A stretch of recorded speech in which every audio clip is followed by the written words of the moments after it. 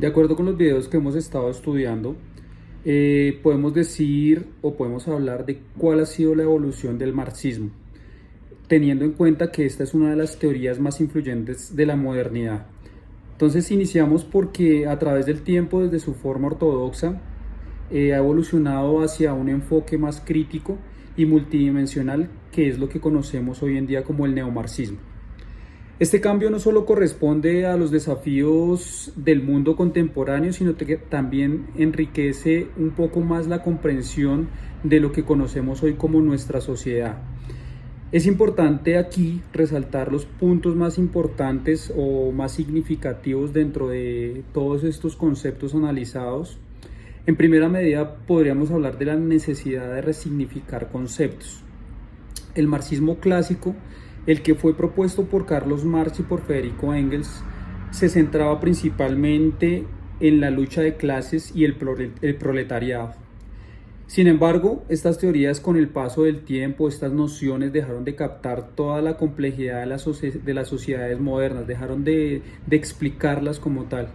Aquí es donde podemos hablar del surgimiento del neomarxismo. Entonces aquí decimos que aquí se inicia con una resignificación de conceptos, en donde se necesita incluir aspectos culturales e ideológicos. Por ejemplo, hoy no basta con hablar de opresión económica. Es necesario considerar cómo el poder también opera en el ámbito de la cultura, los medios de comunicación e incluso la educación. Un segundo punto nos podría enfrentar dos conceptos como el voluntarismo y el determinismo. Un punto crucial en esta evolución es la diferencia entre estos dos conceptos, el determinismo económico del marxismo ortodoxo y el énfasis en la agencia humana del marxismo crítico. Mientras que los ortodoxos creen que las estructuras económicas determinan inevitablemente la vida social, los neomarxistas sostienen que las acciones humanas tienen el poder de transformar estas estructuras.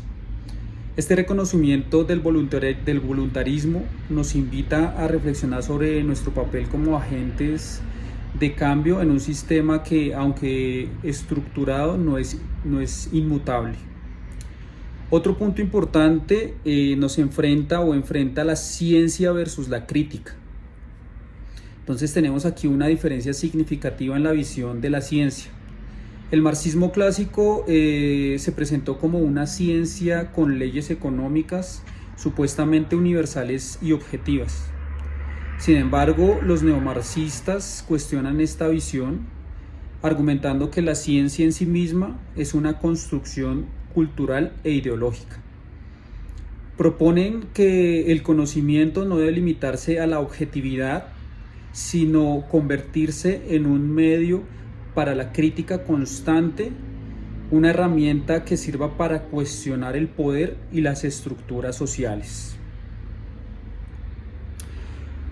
Tenemos acá también otros dos conceptos que se enfrentan entre sí o que podemos comparar, como lo son el materialismo y el idealismo. Entonces tenemos que el neomarxismo revalora el idealismo alemán, especialmente las ideas de Hegel, que influenciaron al joven Marx. El marxismo crítico retoma conceptos como la alineación para profundizar el análisis de la realidad humana, superando la visión exclusivamente materialista del marxismo ortodoxo. Aquí la alineación no es solo un problema económico, sino un fenómeno moral y cultural que afecta a nuestras relaciones, nuestra creatividad y nuestra conexión con el mundo. Como otro punto importante dentro de estos que destacamos en este enfrentamiento de conceptos, tenemos la alineación versus la explotación. Entonces, mientras el marxismo se centra en la explotación como la base de la opresión capitalista, el marxismo crítico amplía su alcance al concepto de alineación. Este concepto permite un análisis más interdisciplinario, incluyendo perspectivas psicológicas, sociológicas y políticas.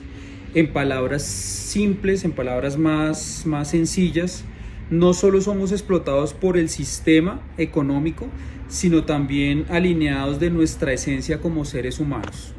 Por último, y no menos importante dentro de este análisis, tenemos el aporte de la Escuela de Frankfurt.